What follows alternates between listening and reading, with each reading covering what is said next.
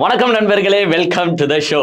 அண்ட வீட்டு நெய்யே என் பொண்டாட்டி கையே, இந்த வாக்கியத்தோட தான் பாத்தீங்கன்னா இன்னைக்கு சட்டமன்றம் கூடியிருக்கு. அதாவது சட்டமன்றம் கூடின உடனே பாத்தீங்கன்னா இன்னைக்கு திமுக ஃபயரிங் மோட்ல போயிட்டாங்க. எடுத்த உடனே ஃபயரிங் தான். இந்த ஸ்டெப் பை ஸ்டெப் ப்ராசஸ் எல்லாம் கிடையாது. அடிச்சா ஃபர்ஸ்ட் பால்ல இருந்தே சிக்ஸர் அடிக்கிறோம்னு பாத்தீங்கன்னா ஏவா வேலு அவர்கள் இந்த பழமொழியுடன் பாத்தீங்கன்னா அதாவது இந்த வாக்கியத்தோட வச்சு செஞ்சிருக்காரு தாவேகா எம்எல்ஏக்களை. அதை பத்தியும் பார்ப்போம். அதுக்கப்புறமா பாத்தீங்கன்னா சபாநாயகரை இன்னைக்கு கோவப்பட்டாருங்க. அதாவது ஃபர்ஸ்ட் செஷன்லயே பாத்தீங்கன்னா யார் மேல கோவப்பட்டாருன்றதுதான் முக்கியம். அமைச்சர்கள் மேலேயே கோவப்பட்டாரு. அமைச்சர்கள் மேல குறிப்பா அதாவது சிடிஆர் நிர்மல்குமார். எனக்கு தெரிஞ்சு நம்ம ஆல்ரெடி சொல்லியிருந்தோம் பாருங்க, நமக்கு இந்த சட்டசபையில பிடிக்காத கேரக்டர்ஸ்னு சில கேரக்டர்ஸ் குறிப்பிட்டு இருந்தோம். அதுல ஃபர்ஸ்ட் ஆதவ் அர்ஜுன், நெக்ஸ்ட் பாத்தீங்கன்னா நம்ம இந்து அறநிலையத்துறை அமைச்சர் ரமேஷ் அவர்களை பிளேஸ் பண்ணியிருந்தோம். அடுத்தது மரிய வில்சனை பிளேஸ் பண்ணியிருந்தோம். அந்த லிஸ்ட்ல பாத்தீங்கன்னா நம்ம இந்த சிடிஆர் நிர்மல்குமாரை விட்டுட்டோம்னு நினைக்கிறேன். ஏன்னா அதிகப்படியான மொக்கை இந்த சட்டமன்ற கூட்டத்தொடர்ல ஆதவ் அர்ஜுன் மரிய வில்சன் அவர்களுக்கு அப்புறமா யார் வாங்கி இருக்கிறாருன்னு பாத்தீங்கன்னா சிடிஆர் நிர்மல்குமார் தான். இன்னைக்கு முறைக்க சபாநாயகர் சிடிஆர் நிர்மல்குமாருக்கு ஒரு கிளாஸ் எடுத்திருக்காரு. இது எல்லாத்தையும் டீடைல்டா நிகழ்ச்சிக்குள்ள போய் பார்ப்போம். அதுக்கு முன்னாடி ரோஸ்ட் பிரேஸ் சப்ஸ்கிரைபர்களுக்கு வணக்கம். கடுமையான நெருக்கடியில தான் உங்களுக்கு தொடர்ந்து வீடியோ போட்டுட்டு இருக்கோன்று உங்களுக்கும் நல்லாவே தெரியும். நம்முடைய சேனல் வளர்ச்சிக்கு உங்களுடைய பங்களிப்பு கொடுக்கணும்னு நினைச்சீங்கன்னா இந்த QR கோடு மூலமாக உங்களுடைய பங்களிப்பை நீங்க கொடுக்கலாம். நன்றி. நேத்து நடந்த ஒரு சுவாரஸ்யமான சம்பவத்தை பத்தி நம்ம டிஸ்கஸ் பண்ணி ஆகணுங்க. அதாவது நீங்க எல்லாருமே பார்த்திருப்பீங்க, நேத்து விசிகா சார்பாக ஒரு மாநாடு ஒன்று நடந்துச்சுங்க. அந்த மாநாடை பார்த்த பிறகு நமக்கு தெரியுது, ஏண்டா இந்த கூட்டத்துக்கு விஜய் கூட்டமே பெஸ்ட் போலியேடா. ஏன்னா அவங்க கூட அந்த அளவுக்கு அட்டகாசம் பண்ணல. ஆனா நேத்து இந்த விசிகா கட்சியினை சார்ந்த தோழர்கள் பண்ண அட்டகாசங்கள் எல்லையை மீறி போயிடுச்சுங்க. அதாவது எந்த எல்லையை மீறி போச்சுன்னா, நம்ம திருமாவளவரை பார்த்து பாவப்படுற நிலைமைக்கே போயிடுச்சு. அந்த எக்ஸ்ட்ரீமுக்கு போயிடுச்சு. அந்த மனுஷனால பாத்தீங்கன்னா அப்படியே சோர்ந்து போயிட்டாருங்க. ஒரு கட்டத்துல நான் பாக்குறேன், எப்படி கரூர்ல ஒரு 41 பேர் உயிரிழந்தாங்களோ, அதாவது ஒரு நெரிசல்ல சிக்கி தவிச்சு எப்படி ஒரு 41 பேர் உயிரிழந்தாங்களோ, ஜஸ்ட் மிஸ் அந்த சம்பவம் நேத்து அங்க நடந்திருக்கும். ஏன்னா அந்த அளவுக்கு குறுகிய வட்டத்துக்குள்ள, ஏன்னா யாருமே பின்னாடி நிக்கலங்க. அந்த மாநாடு நடக்குது, நீங்க அந்த மாநாடு எடுத்து பாருங்க, யாருமே பின்னாடி நிக்கல. எல்லாருமே பாத்தீங்கன்னா முன்னாடி அடைஞ்சுக்கிட்டு நின்று அப்படியே கூட்ட நெரிசல்ல சிக்கி தவிக்கிறாங்க. எங்கடா ஒரு மினி கரூர் சம்பவம் இங்க நடந்துருமோ பயந்துட்டு இருக்கோம். அதே நேரத்துல பாத்தீங்கன்னா திருமாவளவராலே முடியல. எங்க பாவம், ஏங்க நம்ம திருமாவளவர் மேல அரசியல் சார்பா அவர் இப்படி ஒரு நிலைப்பாடு அப்படி ஒரு நிலைப்பாடுன்னு மாத்தி மாத்தி எடுப்பாரு. பட் இருந்தாலும் அவர் மேல நமக்குன்னு ஒரு மரியாதை இருக்குன்னு வச்சுக்கோங்க. ஏன்னா ஒரு குறிப்பிட்ட சமுதாயத்திற்காக தன் வாழ்க்கையை அர்ப்பணிச்சிருக்கிறாருன்னு சொல்லலாம். எஸ், அதுல பிளஸ் இருக்கு மைனஸ் இருக்கு. பட் இருந்தாலும் பாடுபடுறாருன்னு நம்ம சொல்லலாம். அந்த மனுஷன் வந்ததுல இருந்துங்க, அந்த மாநாட்டுக்கு வந்ததுல இருந்து இவங்களை கண்ட்ரோல் பண்ணுறத தாங்க அவர் பார்த்துட்டு இருந்தார். பாவம், எனக்கு ஒரு சைடு பாவம் ஆயிடுச்சு. அந்த ரேம்ப் வாக் பண்ணும்போதும் சரி, ரேம்ப் வாக் பண்ணும்போதெல்லாம் பாத்தீங்கன்னா அவன் ஏறுறான், அவன் தாவுறான். கூட இருக்கிற பவுன்சர்ஸும் ஃபர்ஸ்ட் சரியில்லை, அவங்களாலையும் மேனேஜ்மெண்ட் பண்ண முடியல. இவர் தொண்டை தண்ணியா வத்தி போச்சுங்க அவருக்கு. இந்த கத்தி கத்தி கத்தி டே ஓரம் போங்கடா, டே இப்படி போங்கடா, டே தள்ளி போங்கடா அப்படின்னு கத்தி கத்தி தொண்டை தண்ணி வத்தி போச்சு. நம்பர் 1. ஏங்க கொஞ்ச நேரத்துல பார்த்தா அவரே அங்க மயக்கம் போடுற நிலைமைக்கு போயிட்டாரு. எது இப்படி நின்று இருக்கிறாருங்க மனுஷன். அவருக்கு கொஞ்ச நேரத்துல என்ன நடக்குது ஏது நடக்குதுன்னு தெரியாத அளவுக்கு பாத்தீங்கன்னா தொங்கி போயிட்டாரு. இப்படியே யாருன்னா எப்பா சாமி என்ன சப்போர்ட்டுக்கு கொஞ்சம் புடிங்கடா அப்படின்ற நிலைமைக்கு பாத்தீங்கன்னா மனுஷன் தள்ளாட ஆரம்பிச்சுட்டாரு. அப்புறமா பக்கத்துல இருந்தவங்க எடுத்து தண்ணி பாட்டில் கொடுக்குறாங்க. எது அந்த 41 பேர் இறக்கும் போது எப்படி சில பேர்லாம் தள்ளாடிட்டு நின்றுட்டு இருந்தாங்களோ, அந்த மாதிரி ஒரு கட்சியோட தலைவரே தள்ளாடுற நிலைமைக்கு போயிட்டாருங்க நேத்து. அந்த அளவுக்கு, அதாவது சிறுத்தைகள்னு பாசமாக அழைக்கிறாரே இந்த கழக தோழர்கள், தன் சொந்த தலைவனையே பாடாப்படுத்திட்டாங்க நேத்து. எங்க ஒரு தலைவர்னா போங்க, கீழனா போனவங்க. இதுதாங்க தொண்டர்கள், இதுதாங்க நிர்வாகிகள். இதுதான் திமுக பாத்தீங்கன்னா, அங்க நில்லியான ஒரு மாவட்ட செயலாளர் தலைவர் சொல்ல தேவையில்ல, மு.க. ஸ்டாலின் சொல்ல தேவையில்ல, உதயநிதி ஸ்டாலின் சொல்ல தேவையில்ல. அந்த மாவட்ட செயலாளர் அப்படி போய் நில்லுங்கடான்னா அவன் 10 மீட்டர் டிஸ்டன்ஸ்ல போய் நிப்பான். எவனும் முன்னாடி நிக்க மாட்டான். ஆனா இங்க எங்க விஜய் ஆச்சு பரவாயில்லங்க, நம்ம டிவிகேவை இவ்வளவு நாள் தப்பா சொல்லணும். நேத்து பார்த்த உடனே எனக்கு எப்பா டிவிகே இதுக்கு எவ்வளவு பெஸ்ட்ன்ற நிலைமைக்கு நான் போயிட்டேன். விஜய் ஆச்சு பரவாயில்ல, எஸ், ஒரு செலிபிரிட்டி அந்த மூஞ்ச பார்க்கணும்ட்டு பல நாள் சினிமாலேயே பார்த்துருந்தானுங்க. சரி, இந்த மூஞ்ச நம்ம நேர்ல பார்க்க மாட்டோமா அப்படின்ட்டு அவன் முந்தி அச்சுக்கின்னு வந்தான். சரி, ஓரளவுக்கு அது தப்புனாலும் ஓரளவுக்கு லாஜிக்ல நம்ம ஏத்துக்கலாம். திருமாவளவரை பல வருஷமா பார்த்துன்னு தான் இருக்கிறீங்க, எங்க இருந்தாலும் பார்க்க தான் போறீங்க, எதற்கு முண்டி அடித்து கொண்டு இந்த மாதிரி ஒரு பிரச்சனையை ஏற்படுத்தினீங்க? அவருக்கு ஏதாவது ஆபத்து ஏற்பட்டு இருந்தால் யார் பொறுப்பு? யாருங்க பொறுப்பு? ஏங்க யாருமே மேடைக்கு அண்ணாண்ட இல்லைங்க, எல்லாம் மேடையில தாங்க இருக்கிறான். அந்த மேடையில எடுத்து பாருங்களேன், அவர் வீடியோ எடுத்து பாருங்க, மைக்ல நின்று பேசினு இருக்காரு, இது வரைக்கும் கிரௌடுங்க.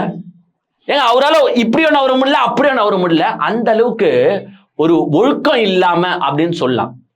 இதே விஜய் நடத்துற மீட்டிங்ல பாருங்களேன், அந்த மேடை பக்கத்துல கூட எவனோ இருக்க மாட்டான். அங்கன்னா பேரிகேட பூச்சின்னு தொங்கி இருப்பானுங்க, லைட் மேல ஏறுவானுங்க, மரம் மேல ஏறுவானுன்னு வச்சுக்கோங்க. பட் விஜய் சுத்தி இருக்கிற இடத்துல ஒண்ணுமே இருக்காது மேடை பக்கத்துல. பட் இங்க முக்காவாசி கிரௌட் எங்க இருந்துச்சுன்னா மேடை பக்கத்துல தான் இருந்துச்சு.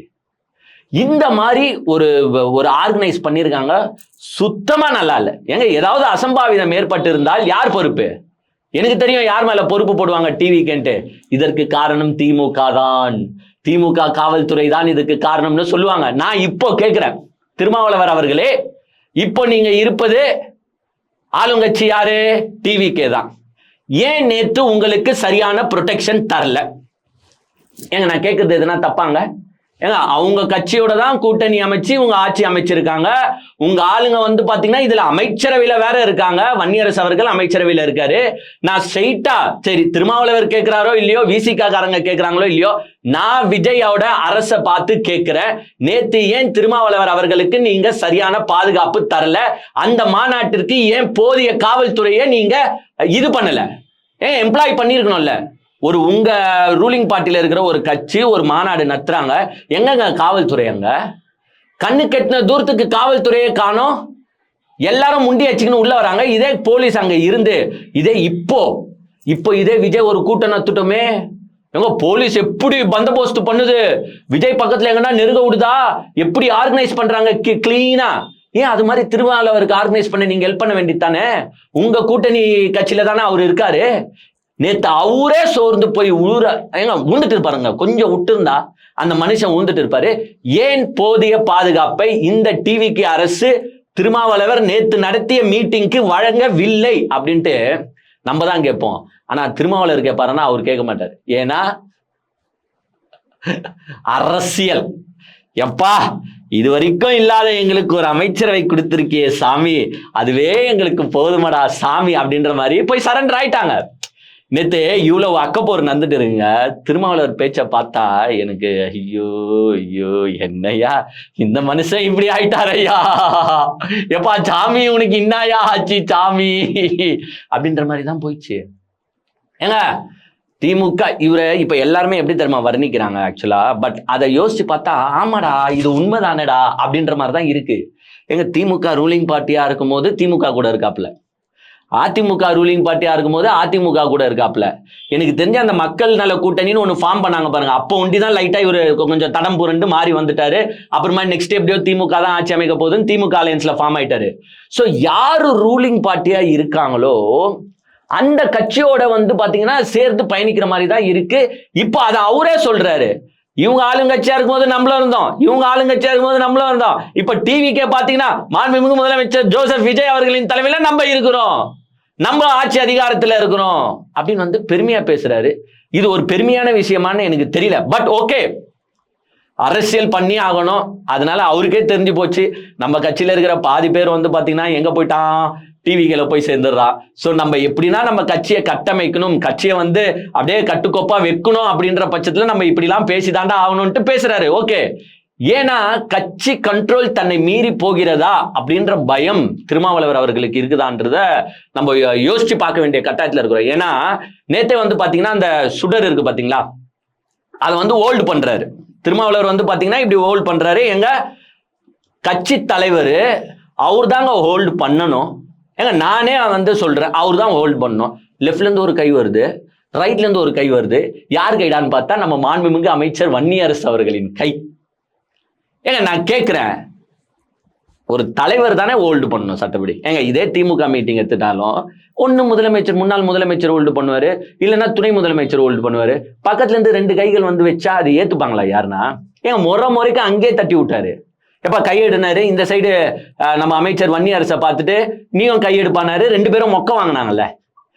ஒருவேளை வந்து வன்னியரசு அவர்கள் நம்ம அமைச்சர் ஆயிட்ட உடனே நம்மளும் இதுல பங்கு இருக்குடா அப்படின்ட்டு கையை விட்டாரா என்னன்னு தெரியல. பட் அதுவே தப்பு. ஸோ திருமாவளவர் அவர்கள் அது பண்ணது பப்ளிக்ல பண்ணது மேபி தப்பு, மேபி தெரியாம தனமா கையிடுங்கடா நான் தான்டா பிடிக்கணும் அப்படின்னு கூட சொல்லியிருக்கலாம். பட் பப்ளிக்ல பண்ணது ஊரே பார்க்க ஆரம்பிச்சிருச்சு. இப்போ வன்னியரசு அவர்கள் மொக்கை வாங்கின மாதிரி ஆயிடுச்சு. இதுவே இவங்களுக்குள்ள எங்கன்னா மனஸ்தாபம் ஏற்படுமோ அப்படின்ற வாய்ப்பு இருக்கு. ஏங்க இப்போ 10 பேர் பார்த்து வன்னியரசு அவர்களை என்னண்ணே நீங்க நேற்று இப்படி கை வைக்கும் போது அண்ணன் தட்டி விட்டாரு, எல்லாரும் நம்மளை கலாய்க்கிறாங்கண்ணே. ஏற்கனவே வந்து இந்த பிரச்சனை அங்க இருக்கா ஓடிட்டு இருக்கான்னு தெரியல. ஏன்னா அப்படி மூஞ்சி சுழிக்கிற வகையில திருமாவளவர் பண்ணுவாரான்னு எனக்கு தெரியல. பட் நேற்று பண்ணிட்டாரு. வன்னியரசு வந்து ஏற்கனவே அமைச்சரவையில் இருக்காரு. இப்ப தமிழ்நாட்டுல வந்து திருமாவளவரோட யார் பவர்னு பாத்தீங்கன்னா வன்னியரசு அவர்கள் தான் பவர். ஏன்னா இஸ் அ மினிஸ்டர், தப்பு இல்லை, இஸ் அ மினிஸ்டர். ஸோ அவர் மூலியமா ஆப்ளிகேஷன்ஸ் நடக்கும் டிரெக்டா. ஸோ இதெல்லாம் பார்த்து தான் அவர் தட்டி விட்டாரா அப்படின்றது நமக்கு தெரியல. பட் என்ன இருந்தாலும் விடுதலை சிறுத்தை கட்சி தோழர்கள் பண்ணுது மிக மிக மிக தப்புங்க. நேற்று அந்த மனுஷனை நீங்க ஒரு மேகி நூடுல்ஸ் மாதிரி ஆக்கிட்டீங்க. பாவம் அந்த மனுஷனை பார்க்கும் போதெல்லாம் எங்களுக்குலாம் ரொம்ப மன கஷ்டமாயிடுச்சு. நேற்று இந்த மாநாடு மீட்டிங்கை கூட விடுங்க, அங்க பாத்தீங்களா தஞ்சாவூர்ல நேற்று ஒரு பிரச்சனை, பாவங்க ஒரு பையன், அந்த விஷயத்த நீங்க பார்த்திருப்பீங்க.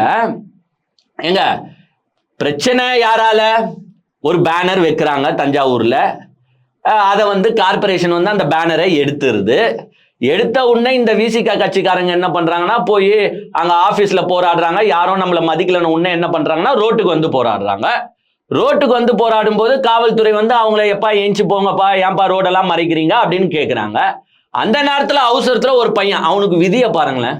ஏங்க அவன் நல்லவன் கெட்டவன் அதெல்லாம் நெக்ஸ்ட் டிபார்ட்மெண்ட், அவன் மேல வழக்கு இருக்கு வழக்கு இல்லை அதெல்லாம் நெக்ஸ்ட் டிபார்ட்மெண்ட் விடுங்க. அந்த நேரத்தில் அந்த விதி பாருங்க, அந்த பையனை எப்பா தம்பி அங்க போ, ஒரு போராட்டம் நடக்குது, நீ அந்த சைடுக்கா வழியில போடானும் போது அவனுக்கு அர்ஜென்ட் ஒர்க் செஞ்சிருக்கும். ஏங்க எல்லாரும் பைக் எடுத்துன்னு போறானா எவனுமே வெட்டியா போக மாட்டான், அவனுக்கு வேலை வெட்டின்னு எதுனா இருக்கும். அவன் அந்த வழியா வரான், வழியில வரும்போது இவங்க ரோட மறைச்சுன்னு போராடினு இருக்காங்க. அவனுக்கு அர்ஜென்ட்டா போகணும், பாக்குறான். அப்ப இந்த சிறுத்தை கட்சிக்காரங்க என்ன வண்டி எடுத்துன்னு வர, அவ்வளவு பெரிய பஸ்ஸே நிக்குது, நீ என்னடா இம்மாவட்ட பைக் எடுத்துன்னு வர அப்படின்னு நிறுத்துறாங்க. ஆப்வியஸா யாரா இருந்தாலும் டென்ஷன் ஆவான். அவன் வேற சின்ன பையன், ஒரு எனக்கு தெரிஞ்சா 25 வயசு இருக்கும்னு நினைக்கிறேன். கோவம் வரதான் செய்யும். யாருன்னா வந்து முறைக்கும் போது அவன் இன்டர்ன் முறைக்கிறான். ஏங்க இன்டர்ன் முறைக்கும் போது காவல்துறை வராங்க. அவங்களே நான் தப்பு சொல்ல, சரி டே இவன் ஒருத்தனா இருக்கான், இவனுங்க கும்பலா இருக்கிறானுங்க, இவன் யாருன்னா அவன் மேல கை வச்சிட போறாங்கன்ற பயத்துல காவல்துறை சொல்லியிருக்கலாம், எப்பா தம்பி பைக் எடுத்துன்னு போடா, ஏன்டா இங்க நின்று சண்டை போட்டு இருக்கிற போடான்னு சொல்லியிருக்கலாம். பட் என்ன நடந்துச்சு? இதுதான் விதி. அந்த காவல் ஆய்வாளர் சரி பிரச்சனையை சமாளிக்கிறதுக்காக கை ஓங்குறாரு. எங்க கை ஓங்குறதுல இப்ப பிரச்சனை என்னன்னா, எங்க இந்த காலத்து இளைஞர்கள் எல்லாருமே ஈகோ பிரஸ்டிஜ் பாக்குறானுங்க. ஏங்க கொலை எல்லாம் இப்ப எப்படி நடக்குதுன்ற, ஏங்க அவன் என்ன பார்த்து முறைச்சிட்டான் குத்திட்டாங்கன்றான். ஸோ ஈகோ பிரஸ்டிஜ்ன்றது எல்லாருக்கும் இம்பார்ட்டன்ட். இவரு காவல எஸ்எஸ்ஐ வந்து கை ஓங்குன்னா அவனுக்கு பிரஸ்டிஜ் இஷ்யூ ஆகுது. ஏங்க அவர் ஓங்குன்னு தான் நம்ம தப்பு சொல்ல, பட் பப்ளிக் பிளேஸ் ஓங்குன்னு தப்பு. ஏன்னா எல்லாருமே ஈகோவா பாக்குறான். இதுவே அவன் ஃப்ரெண்ட்ஸ் அந்த வீடியோ பார்த்துட்டு என்னடா எஸ்எஸ்ஐ வந்து கை ஓங்கி இருக்கிறாரு அசிங்கமா இல்லையா அப்படின்ற பேச்சுக்கள் நாளைக்கு வரும். இவர் ஓங்குன உடனே அவன் வந்து மரியாதை இல்லாம என்ன பண்ணிட்டான், எங்க கை ஓங்குற அச்சு பாருன்ட்டான், ஒருமையில பேசிட்டான். அது எஸ் தப்பு. பட் இவர் ஓங்குனாரு, அவன் சொல்ல இவர் அடிக்க இன்டர்ன் ஒரு செகண்ட் கோபத்துல அவன் இன்டர்ன் அவர் அடிச்சிட்டான். இப்போ அந்த பையனை தரன்னு இழுத்துன்னு போயிட்டு எஃப்ஐஆரை போட்டு, எனக்கு தெரிஞ்சு அவனை ரிமாண்ட் பண்ணிட்டு இருப்பாங்க. நம்மளுக்கு டீடைல்ஸ் வரல, பட் இருந்தாலும் ரிமாண்ட் பண்ணிருப்பாங்க. ஏன்னா போலீஸ் தாக்கியிருக்கான், ரிமாண்ட் பண்ணிருப்பாங்கன்னு வச்சுக்கோங்க. இப்போ இதுல யாரங்க தப்பு சொல்ல? ஏங்க மாநாடு நடத்தின திருமாவளவரை தப்பு சொல்லுறதா, பேனரை எடுத்து வச்ச கார்பரேஷனை தப்பு சொல்லுறதா, இல்ல ரோட்ல போராட்டம் பண்ண விசிகா காரங்களை தப்பு சொல்லுறதா, இல்ல அந்த வழியா வந்த இந்த தம்பியை தப்பு சொல்லிங்களா? இந்த பேனரை எடுக்கலன்னா இந்த பிரச்சனையே நடந்திருக்காது. இவங்க போய் ரோட்ல உட்காரனா இந்த பிரச்சனையே நடந்திருக்காது.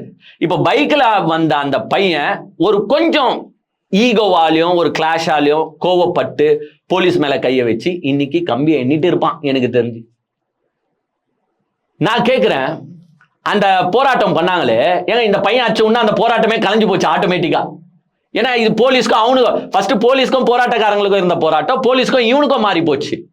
ஏங்க போராட்டம் பண்ணுறது தப்பு. ஃபர்ஸ்ட் பெர்மிஷன் வாங்கிட்டு தான் போராட்டமே பண்ணணும். அது எதா வேணாலும் இருக்கட்டும், பெர்மிஷன் பண்ணிட்டு தான் வாங்கிட்டு தான் ரோட் பிளாக்கிங்கே ஏத்துக்கவே மாட்டாங்க. நீங்க எங்கன்னா ஒரு ஓரமா பண்ணனாங்களே போலீஸ் பெர்மிஷன் வாங்கிட்டு தான் பண்ணணும். ரோட மறைச்சு போராடுறாங்க. ஏங்க காவல்துறை அவங்க மேல எதனா எஃப்ஐஆர் போட்டுச்சா? இவ்வளவு பெரிய பிரச்சனையா இருக்கு. அனுமதி இன்றி போராடியவர்கள் மீது காவல்துறை எஃப்ஐஆர் போட்டுச்சா? அப்போ உங்க ஆளுங்கட்சியில இருக்கிற கட்சிக்காரங்க யாருன்னா போராடினா இப்படி விட்டுருவீங்களான்றதுதான் ஒரு கேள்வி. இன்னைக்கு இந்த பிரச்சனையால கஷ்டப்படுறது யாருன்னா பாவம் அந்த பையன். நம்ம இதை எங்க போய் சொல்லுதா, அந்த பையனுக்குன்னு வந்து பாத்தீங்கன்னா விதி. இதுதான் நம்ம இந்த விசிகேவை எப்படி வந்து ஒரு கம்பேரிசன்ல போடலான்னா, ஒரு கூடை ஃபுல்லா ஒரு ஆப்பிள் இருக்குங்க. அந்த கூடை ஃபுல்லா இருக்கிற ஆப்பிள்ல ஒரு ஆப்பிள் வந்து கெட்ட ஆப்பிளா இருக்கும். உடனே என்ன செய்யும், அந்த கூடை ஃபுல்லா அது ஸ்ப்ரெட் ஆகி எல்லா ஆப்பிளும் கெட்ட ஆப்பிள் ஆயிடும். ஸோ இந்த விசிகே, கம்யூனிஸ்ட், மார்க்சிஸ்ட் இவங்கெல்லாம் இங்கேருந்து திமுக கல்டி டிவிகேக்கு போற வரைக்கும் நல்ல ஆப்பிளா தான் இருந்தாங்க. அந்த ஒரு ஆப்பிள் கெட்ட ஆப்பிள் டிவிக்கு என்ன பண்ணிச்சுன்னா எல்லாத்தையும் கெட்டதாகிடுச்சு.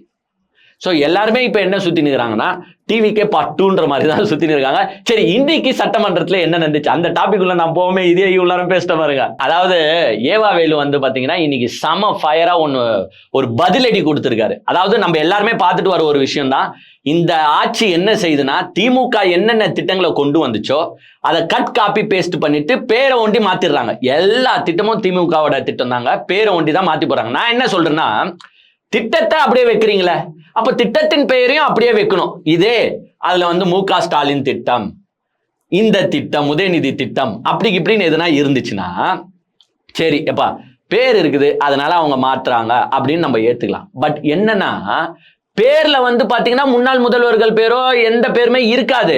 பட் இருந்தாலும் இவங்க என்ன பண்றாங்கன்னா வேணும்ட்டே பேரோட திட்டத்தை மாற்றுறாங்க. இப்போ நான் முதல்வன் ஸ்கீம்னு ஒண்ணு இருந்துச்சுங்க.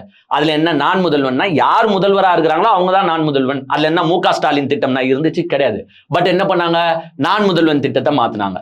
அதே மாதிரிதான் எல்லா திட்டத்தோட பேரை மட்டும் இவங்க பாத்தீங்கன்னா மாத்தினாங்க. அதை வந்து நம்ம ஏவா வேலு வந்து இன்னைக்கு சரி இவங்களை இப்படி டேக்கிள் பண்ணலான்டான்ட்டு இப்படி ஒரு கொக்கி போடுறாரு. என்ன கொக்கி போட்டாருன்னா, ஏங்க நாங்க காலை உணவு திட்டம் தான் வச்சோம், அதுல வந்து எதுனா முதலமைச்சர் பேர் இருக்கா கிடையாது.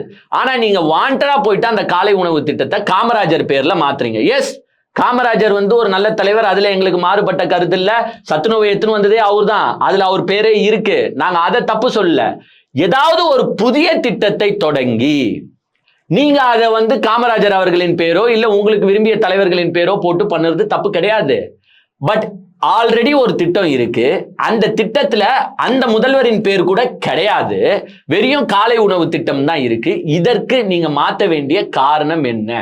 முதல்வரின் காலை உணவு திட்டம், இதை ஏன் மாத்துறீங்க? யார் முதல்வரா இருந்தாலும் முதல்வர் தானே, அதுல ஒன்னும் மு க ஸ்டாலின் பேர் இல்லையே. எங்க அப்புறமா இன்னொரு சீக்கிரட்டும் அவர் சொன்னாரு. அதுல ரகசியம் சொல்லட்டுமா, அந்த திட்டத்தை வருகிற பொழுது ஒரு டிஸ்கஷன் வருகிறது.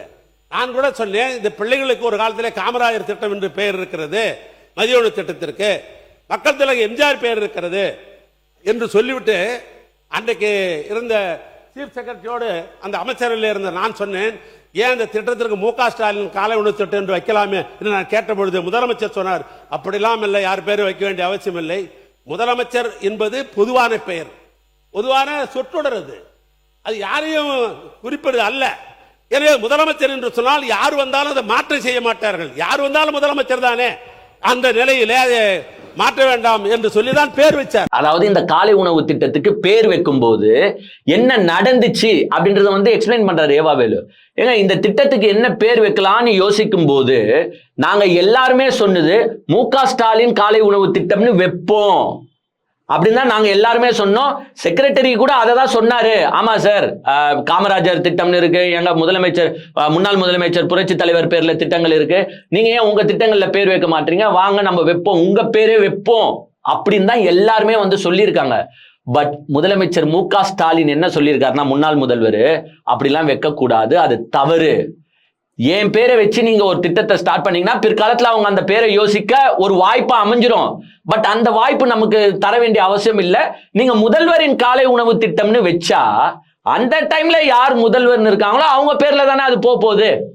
ஸோ ஏன் எதுக்கு நம்ம இதை காம்ப்ளிகேட் ஆகணும்? நம்ம வந்து குழந்தைகளுக்கு நல்லது செய்யணும், அவங்களுக்கு காலை உணவு வழங்கணும் தான் இந்த திட்டத்தையே எடுத்துட்டு வரோம். இதுல ஏன் நம்ம வந்து இந்த மாதிரிலாம் பண்ணணும்? அதனால முதல்வரின் காலை உணவு திட்டம்னே வைங்க அப்படின்னு முன்னாள் முதலமைச்சர் மு க ஸ்டாலின் அதற்கு அந்த பேரை வச்சார். ஏன் வச்சாரு? என் பேரை வச்சு வைக்கணும்னு அவசியம் கிடையாது. பிளஸ் யார் அந்த டைம்ல முதல்வரா இருந்தாலும் அவங்க பேர்ல அது போகுது. சோ இப்போ முதல்வரின் காலை உணவு திட்டம்னு இருக்குன்னு வச்சுக்கோங்க. யார் முதல்வர் இல்ல அவங்களுக்கு சந்தேகமா இருக்கான்னு எனக்கு தெரியல. இன்னுமே வந்து மு க ஸ்டாலின் முதல்வர் நினைச்சுன்னு இருக்காங்களான்னு எனக்கு தெரியல. இப்போ முதல்வரின் காலை உணவு தான் அது என்ன, விஜயின் காலை உணவு திட்டம் தான். அதை விட்டுட்டு நீங்க அதை வேணும்ட்டு நான் பேர் மாற்றம் செய்வேன், நீங்க வச்ச திட்டத்துக்கெல்லாம் பேரை நான் மாத்துவேன்னு மாத்துறது கேவலமா இல்லையா? இதே வந்து ராஜ்மோகன் இப்போ சொன்னார், நாங்க வந்து பிரியாணி போட போறோம், அது வந்து ஒண்ணுமே இம்ப்ளிமெண்டேஷன் வருதா வரலையா அப்படிலாம் நம்மளுக்கு தெரியாது, பிரியாணி போட போறோம்னு சொன்னார். எங்க அப்படி பிரியாணி போடுறதா நீங்க ஓகே பண்ணி ஒரு ஜியோ பாஸ் பண்ணி ஸ்டூடெண்ட்ஸ்க்கு பிரியாணியும் போட ஆரம்பிச்சிட்டீங்கன்னா ஏங்க அதுக்கு நீங்க என்ன பேர் வேணாலும் வைக்கலாங்க. யாரும் உங்களை கேள்வி கேட்க போறது இல்ல. நீங்க வெற்றி பிரியாணி திட்டம்னு வைங்க, இல்ல சிக்கன் பிரியாணி திட்டம்னு வைங்க, எது வேணாலும் வைங்க. ஏன்னா அது ஒரு புது திட்டம், நீங்க தொடங்குறீங்க. உங்க விஜய் பேர்லயும் வைக்கலாம், இல்ல வந்து உங்களுக்கு யார் யார் தலைவர்கள் யார் யாரை நீங்க லைக் பண்றீங்களோ அவங்க பேர்ல எல்லாம் வைக்கலாம், தப்பு கிடையாது. ஏன்னா அது நீங்க கொண்டு வந்த திட்டம். பட் ஆல்ரெடி இருக்கிற திட்டம், அதுலயும் முதல்வர் பேர் இல்லாத திட்டத்தை நீங்க மாற்றுவது தவறு தானே அப்படின்னு வந்து பாத்தீங்கன்னா ஏவா வேலு இன்னைக்கு ஏன்னா எங்க அவர் போட்டது சரியான புடி சரியான கொக்கி. அதுக்கு அந்த சைட்ல இருந்து பதில் வருவானா? என்ன பதில் வரா? இவ்வளவுதான். அங்க வேற நீங்க என்னத்தை எக்ஸ்பெக்ட் பண்ண முடியும்? என்னத்தை எக்ஸ்பெக்ட்? இதை பத்தி பேசிட்டு இருக்கும் போதே நம்ம மானிய இது பத்தி கவன ஈர்ப்பை பத்தி பேசிட்டு இருக்கிறோம், அதுக்குள்ள வாங்க. என்ன மானியத்தை பத்தி பேசுறோமோ அதுக்குள்ள வாங்க. ஏன் இதுக்குள்ளலாம் போறீங்க? ஏன்னா பதில் சொல்றதுக்கு வந்து பாத்தீங்கன்னா அங்க ஆளி டிவிகே சார்பா யார் இருக்கா, எல்லாம் ஏன் செஞ்சு மைக்க டப்பு டப்புன்னு அடிக்கிறதுக்கு தான் லாக்கி. ஏன்னா நேத்தே ஒரு சம்பவம் பார்த்திருப்பீங்க, ரமேஷ் அவர்கள், அதாவது நம்ம டாப் 3 லிஸ்ட்ல இருக்கிற ஒரு நபர் வந்து பாத்தீங்கன்னா இந்த ரமேஷ், நம்மளுக்கு பிடிக்காத உறுப்பினர் லிஸ்ட்ல இந்த ரமேஷ் அவர்கள் நேத்து பேசும்போது என்ன பண்ணாரு, ஆஹா இப்போ பாரா எங்க அண்ணன் விஜய்க்கு நான் எப்படி பிட்டு போடுறேன் அப்படின்ட்டு நேத்து ரமேஷ் ஏஞ்சி என்ன பண்ணாருன்னா காக்கா பிடிக்கிறதுக்காக, என்னங்க நீங்க சபை நாகரிகத்தை பத்தி பேசுறீங்க, இப்படி பேசணும் அப்படி பேசணும்னு சொல்றீங்க, அதெல்லாம் நாங்க ஏற்க தயார் தான். ஃபர்ஸ்ட் சபை நாகரிகம்னா என்னன்ட்டு முதலமைச்சர் முன்னாள் டெபுட்டி சிஎம் இருக்கார் பாருங்க உதயநிதி ஸ்டாலின், அவருக்கு சொல்லி கொடுங்க. ஏன்னா 8 கோடியோட பிரதிநிதி எங்க அண்ணன், எல்லா படத்துலயும் நச்ச, சுறா படத்துல நச்ச, புலி படத்துல நச்ச, ஜனநாயகன் படத்துல நச்ச எங்க அண்ணன் முதலமைச்சர் விஜய் வரும்போது உதயநிதி ஸ்டாலின் ஏஞ்சி நிற்க மாட்டார்.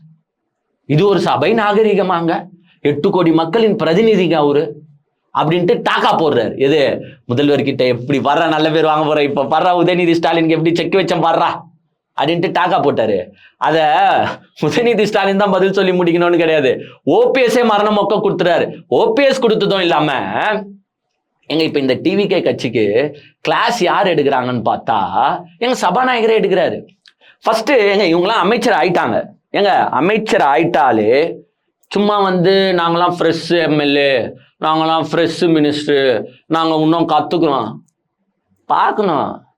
சட்டசபைனா என்ன, சட்டசபையில எப்படி பேசணும், என்னென்ன பேசணும், சட்டசபையில என்னென்ன விதி இருக்கு எல்லாத்தையும் பார்த்து தெரிஞ்சுக்கணும்.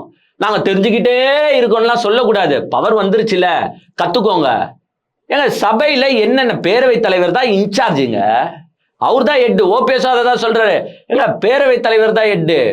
பேரவைத் தலைவர் வரும்போது 2 உறுப்பினர்களும் அந்த சைடு இருக்கிறவங்களும் சரி இந்த சைடு இருக்கிறவங்களும் சரி எழுந்து நிற்கணும்ன்றது ஒரு மரபு. அது கூட சட்டமானா கிடையாது, பட் ஒரு மரபு. பிகாஸ் அவர் தான் பேரவை தலைவர்னு ஏன் சொல்றோம்? அவர் தான் எல்லாருக்கும் தலைவர். மிஸ்டர் விஜய் வேணா உங்களுக்கு தலைவரா இருக்கலாம், பட் டிஎம்கே ஏடிஎம்கேக்கெல்லாம் தலைவரானா கிடையாது.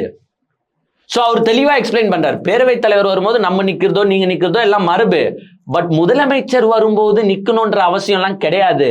இதே வந்து மு க ஸ்டாலின் அவர்கள் முன்னாடி இருக்கும்போது இந்த சைடு எடப்பாடி பழனிசாமி நின்று இருப்பாரானா கிடையாது. கலைஞர் இருக்கும்போது ஜெயலலிதா நின்று இருப்பாங்களானா கிடையாது. ஜெயலலிதா வரும்போது கலைஞர் நின்று இருப்பாரானா கிடையாது. ஏன்னா அவங்களுக்கு தலைவர் கிடையாது. பேரவை தலைவர் தான் எல்லாருக்கும் தலைவர். சரி, நீங்க இப்படி கேக்குறீங்களா? இதே உதயநிதி ஸ்டாலின் அவர்கள் வரும்போது நீங்க எல்லாருமே நிக்கிறீங்களா? அப்போ ஏன்னா அவரு எங்களுக்கு தலைவர்ல, எதிர்கட்சி தலைவர், நிக்கிறீங்களா அப்படின்னு உன்ன அவள் தான். ஆஹா என்னடா இது, நம்ம ஒரு கேள்வி கேட்டு நம்ம ஃபேமஸ் ஆகலான்னு பார்த்தா அதை ரமேஷ் கேட்கும் போது எப்படி தெரியுமா இருந்துச்சு, அடி சாம்பார் அப்பாயின்மெண்ட் ஆர்டர், ஏய் நிறுத்து என்கிட்ட ஒரு பக்கா கேள்வி இருக்கியா, நான் கேட்க போறையா, இந்த உலகமே என்ன பார்த்து வீங்க போகுதியா அப்படின்ற மாதிரி தான் அந்த கேள்வியை கேட்டாரு. பட் ஓபிஎஸ் வந்து நறுக்குன்னு மூக்க உடைக்கிற மாதிரி ஒரு பதிலை கொடுத்துட்டாரு. அப்புறமா சபாநாயகரே அதை எக்ஸ்பிளைன் பண்ணிட்டாரு. ஓபிஎஸ் என்ன பேசினாரோ அதை முன்மொழிஞ்சுதான் சபாநாயகர் பேசினாரு. ஆமா அவங்களாம் வந்து ஏஞ்சி நிக்கணும்னு அவசியம் கிடையாது. ஏங்க ஃபர்ஸ்ட் இந்த முதலமைச்சர் வந்து அங்க போய் ரோட் ஷோ தான் பண்ணிட்டு இருக்காரு. ஏங்க ஃபர்ஸ்ட்லாம் முதல்வர்கள் வந்தா ஸ்ட்ரைட்டா போய் உட்கார போறாங்க. ஆனா இவருனா திரும்ப பண்ணுவாரு, போய் எல்லாருக்கும் டாட்டா காட்டுறது, வணக்கத்து கூப்பிட்டு கும்புறது. அது வந்து ஒரு நல்ல மனசோட பண்ணல, இது ரீல்ஸ் ஆகும்ல. ஏங்க அவ்வளோ பத்திரிகைக்காரங்க இருக்காங்க, அவ்வளோ விஜய் செய்த செயல், எதிர்கட்சின்னு பார்க்காமையும் கையை காட்டினார், வணக்கம் வைத்தார், ரீல்ஸ் போடணும். அந்த ரீல்ஸ் போடுறதுக்காக தான் இவரே போய் வணக்கம் வச்சுன்னு இருக்காரு. அந்த வணக்கத்தை கேட்டு வேற வாங்கணும்ன்றாங்க இவங்க. ஏன் நீங்க ஏஞ்சி நிக்கலன்னு? ஏங்க ஃபர்ஸ்ட் மரியாதைன்றது ஆட்டோமேட்டிக்கா வரணுங்க. எது இப்போ ஒரு டீச்சர் வராங்க அப்படின்னும் போது ஒரு நல்ல டீச்சர் வச்சுக்கோங்க, ஒரு ஸ்ட்ராங்கான டீச்சர், ஒரு நல்லா சொல்லி கொடுக்குற டீச்சர்லாம் கிளாஸ் உள்ள என்ட்ரி ஆனா ஆட்டோமேட்டிக்காவே எல்லாருமே ஏஞ்சி நிற்பான். அந்த டீச்சரை பிடிக்குது பிடிக்கல, அந்த டீச்சர் கிட்ட அடி வாங்கினா அடி வாங்கல, ஆட்டோமேட்டிக்கா ஒரு இது வரும், ஏஞ்சி நிற்பான். ஆனா ஒரு காமெடி பீஸ் டீச்சர் வராங்கன்னு வச்சுக்கோங்க, ஒழுங்காவே சொல்லித்தர தெரியாது, அவங்களுக்கும் ஒன்றும் தெரியாது. அந்த டீச்சர் வரும்போது எவனா ஏஞ்சி நிற்பானா? மேபி அந்த டீச்சருக்கு பெட்டுன்னு இருப்பாங்க பாரு, அந்த பெட்டு 4-5 பேர் எழுந்து நிற்பான். மற்றவெல்லாம் வந்து புக்கை பார்த்துன்னு இருப்பான், இல்லை அவங்கள பார்க்காத மாதிரி நச்சுன்னு இருப்பான், இல்லை பார்த்தா பேக்குக்குள்ள நோட்டை விட்டுன்னு இருப்பான். இது கிளாஸ்லயே நடக்குது. இதே விஜய் அவர்கள் எல்லாமே தெரிஞ்சு மக்களுக்காக பல போராட்டம் பண்ணி பல நாள் ஜெயில இருந்துட்டு மக்களுக்காக பல தியாகங்கள் பண்ணிட்டு அப்படி முதலமைச்சர்ன்ற கெத்துல அப்படி வந்தாருன்னா எங்க ஆப்போசிட்ல இருக்கிறவங்க கூட சே இந்த மனுஷன் பாரு எவ்வளவு கஷ்டப்பட்டு வந்தான்னு ஏஞ்சிக்க தோணும். இங்க சல்யூட் அச்சார் இண்டிபெண்டன்ஸ் டேல ஞாபகம் இருக்கா? சல்யூட்டு என்ன மாதிரி சல்யூட் யாருக்கு அச்சாரு பாத்தீங்களா இல்லையா? அதை என் வாயால நான் சொல்லணும்னு விருப்பப்படல. இப்படி போய் சல்யூட் அடிக்கிற மனுஷனுக்கு உதயநிதி ஸ்டாலின் ஏஞ்சி நிக்கணுமா? இல்ல நான் கேட்கிறேன் மிஸ்டர் ரமேஷ் அவர்களே சொல்லுங்க. இவங்கெல்லாம் வந்து மரியாதையை பத்தி கேட்கிறாங்க. அந்த சைடு என்னன்னா டெய்லி சபாநாயகர் கிட்ட மொக்க வாங்குறதே இவங்க வேலையா போச்சுங்க. அதை அர்ஜுன் வாங்குறாரு, ரமேஷ் வாங்குறாரு, வில்சன் வாங்குறாரு, நேத்து வனத்துறை அமைச்சர் வாங்கினாரு. அவர்கிட்ட இருந்து மைக்க புடுங்க, ஃபர்ஸ்ட் மைக்கு கொடுக்காதீங்கன்ட்டாரு. இன்னைக்கு சிடிஆர் நிர்மல்குமாரை வச்சே செஞ்சுட்டாரு. ஏங்க அமைச்சர் எல்லாம் பதில் சொல்றீங்கன்னா கவன ஈர்ப்பு தீர்மானத்தை பத்தியும் அவங்க என்ன கேள்வி கேட்கிறாங்களோ அது தொடர்பா பதில் சொல்லுங்க. யார் கேட்கிறா? சபாநாயகர் கிளாஸ் எடுக்கிறாரு. மாண்புமிகு அமைச்சர்கள் பதில் உரை கூறுகிற போது எந்த பொருள் குறித்து இங்கே விவாதிக்கப்படுகிறதோ கவனத்தை ஈர்க்க அதை ஒட்டிய பிரச்சனைகளை உங்கள் கருத்தை சொல்லலாம். பிற கருத்துக்களை சொல்லி யாருடைய கவனத்தை ஈர்ப்பதற்காக நீங்கள் செய்கிறது எனக்கு தெரியவில்லை. இனி இதை நான் அனுமதிக்க முடியாது. உங்களை பொறுத்த வரைக்கும் கொடுக்கப்பட்டிருக்கிற பொருள் மீது எவ்வளவு வேண்டுமானால் நீங்கள் கருத்துக்களை கூறலாம். அதை ஒட்டி முந்தைய நிகழ்வுகளிலே இதே போன்று முந்தைய அரசாங்கங்கள் அப்படி நடந்திருந்தால் அதை பற்றி குறிப்பிடலாம். அதற்கு நான் அனுமதி தருவேன். வேறு பொருள் குறித்து இங்கே குறிப்பிடப்படுவதையும் அதனால் எழக்கூடிய அந்த பிரச்சனைகளையும் கருத்தில் கொண்டு நீங்கள் பதிலளிக்குமாறு நான் கேட்டுக்கொள்கிறேன். அவங்க என்ன கேள்வி கேட்கிறாங்களோ அது தொடர்பா பதில் சொல்லுங்க, அதை ஒட்டி பதில் சொல்லுங்க. உங்க ஆட்சியில இப்படி இருந்துச்சு, இப்படி இருந்துச்சு, அப்படி இருந்துச்சு, இதுக்கு முன்னாடி இப்படி இருந்துச்சு, அது ரிலேட்டடா நீங்க பேசணுமே தவிர்த்து யாருடைய கவனத்தையும் நீங்க ஈர்க்கணும்னு note this point your honour. ஒரு சபாநாயகர் சொல்றாரு, யாருடைய கவனத்தையும் நீங்க ஈர்க்கணும்ட்டு அந்த விதமாக பேசுவது தவறு. யார் சொல்றா? சபாநாயகரே சொல்றாரு. இவங்க யார் கவனத்தை ஈர்க்கிறதுக்காக பேசுறாங்கன்னு ஊர் உலகம் அறிஞ்சதுதான். ஏன்னா உட்காந்துக்கிற முதலமைச்சருக்கும் எதுவும் தெரியாது. சோ அவரை புகழ்ந்து பேசிட்டாலோ இல்ல எதிர்கட்சி முன்னாள் முதல்வர்களை அப்படி தூற்றி பேசிட்டாலோ அவருக்கு ஒரு சந்தோஷம் வருது. அதனால என்ன கேள்வி கேட்டாலும் முன்னாள் முதல்வர் கலைஞரை பத்தியும் இல்ல முன்னாள் முதல்வர் மு க ஸ்டாலினை பத்தியும் எதுனா ஒண்ணு பேசிடணும். அது அன்வான்ட் தானே.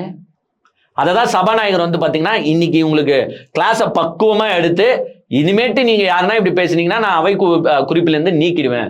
சோ என்ன தொடர்பா பேசணுமோ அந்த தொடர்பா பேசுங்க. ஸ்பெஷல் கவனத்தை அங்கிருந்து ஈர்க்கணும்ல அவர் கையை காட்டி சொல்ல, பட் நமக்கு தெரியும்ல யார் கவனத்தை அவர் சொல்றேன்னு.